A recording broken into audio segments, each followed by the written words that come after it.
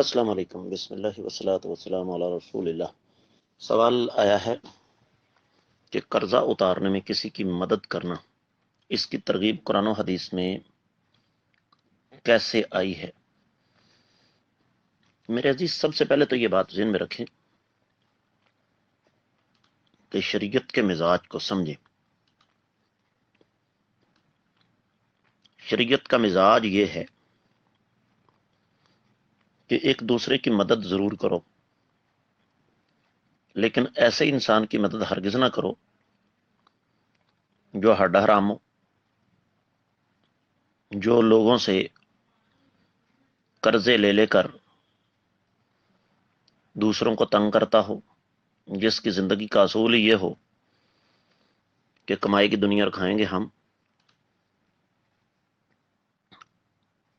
اصل بات یہ ہے کہ شریعت میں ہر چیز کی اساس اور بنیاد ہے تقوی، یعنی اللہ تعالیٰ کا ڈر۔ جو انسان اللہ تعالیٰ سے ڈر کر اپنی زندگی بسر کرتا ہے، اس کے باوجود اس پر قرضے چڑھ گئے، اور اس کی وجہ کئی ہو سکتی ہیں، تو یقینی طور پر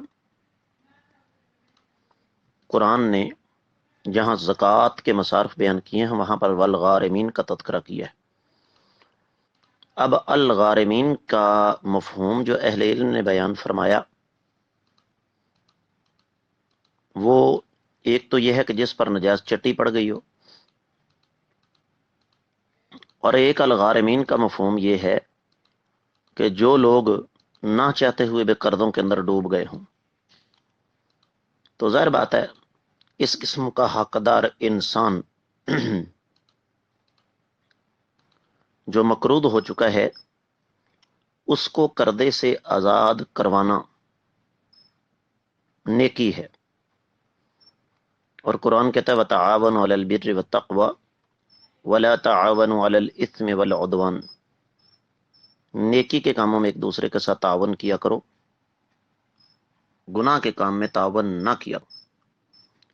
تو اس لیے اگر واقعی کوئی انسان اپنی نااہلی کی وجہ سے نہیں بلکہ مشکلات مصائب کی وجہ سے قرضوں کے اندر ڈوبا ہوا ہے، تو اس کو ان قرضوں سے نجات دلانے کے لیے اس کے ساتھ تعاون کرنا نیکی ہے۔ نبی علیہ السلام کی حدیث ہے جو مسلمان دوسرے کی مدد کرے گا اللہ تعالیٰ اس کی مدد کرے گا۔ میں امید کرتا ہوں کہ انشاءاللہ آپ کو اس کی اچھی طرح سمجھ آ گئی ہوگی۔ واللہ تعالی اعلم۔